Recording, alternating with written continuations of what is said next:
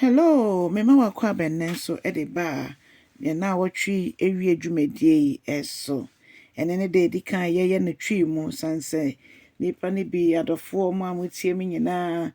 bibi ne ya na mama maso ate nipa ne bi mama ate sai omunye no twi mu nso anka omope. Nti ye bekoso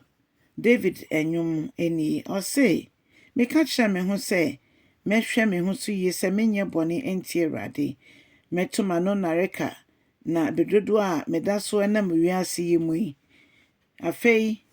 megina mayedin na mpobra medwendwene enipa ho no na metenka se ohwubo bi na me mu bedodo a mekama no tumo no na saa ewuhuro nso efiri me mu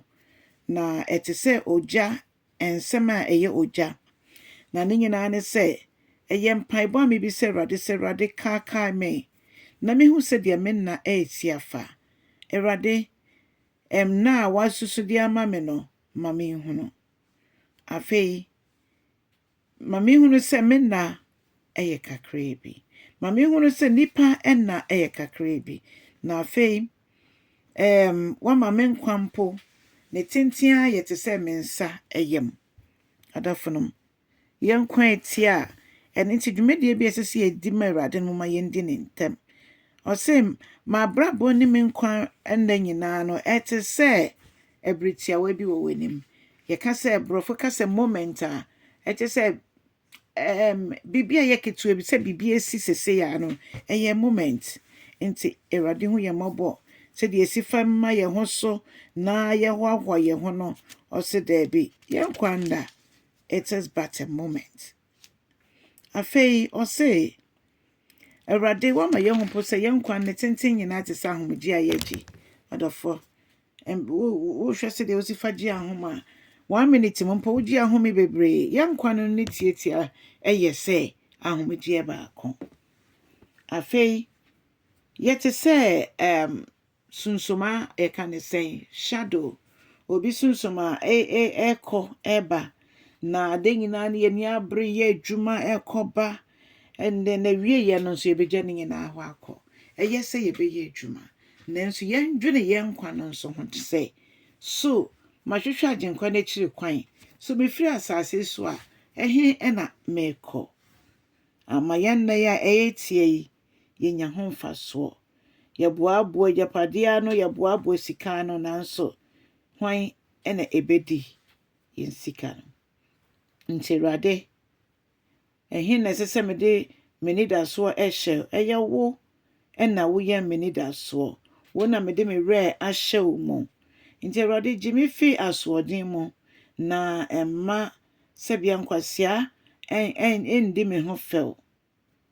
afei Awurade ma yedin wo wanim menka hwe efise menim se masotwe efi wo nchen ne de chese bibia ye bia no ansa ne bebie ya no no dofo moma yenkeri esense ne ye bia eho ewo enyi no se yaketua pa no ne ensa beka se yanka ne ye nso a ye begina tembo mu hallelujah Awurade ma sotwi ewo wo nchene mom entwame entwene efise ma ye ha dada ampa wiase ye wo ye kodada ye huna mane dada nti se Awurade so yiye firi nanimu a ehe na ye beko Awurade mesel se wo twem aso a ema enye sede a Awurade emoa awi enhahan Awurade ma ye na adom ye na adom sanse hunu se ye ma ye ho so wabra ye nim dia ye Awurade tie mempaibo tie mi sufre a me di sufre o bra memua na se bema memua na Awurade gimi fi osuyi mu Awurade mete so hoho a metwem wa asase mu eso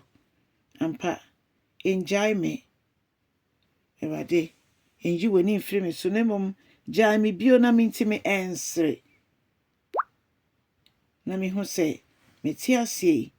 metima wewrade nti odofo ema wowra enho wo bibia mu onyame no kwafo na wafrɛ ye no ono ankasa behwɛ yen si ye gitum sɛ yenkwa na eyetia we bia ɛno mu ne yebehu nyame ani onyam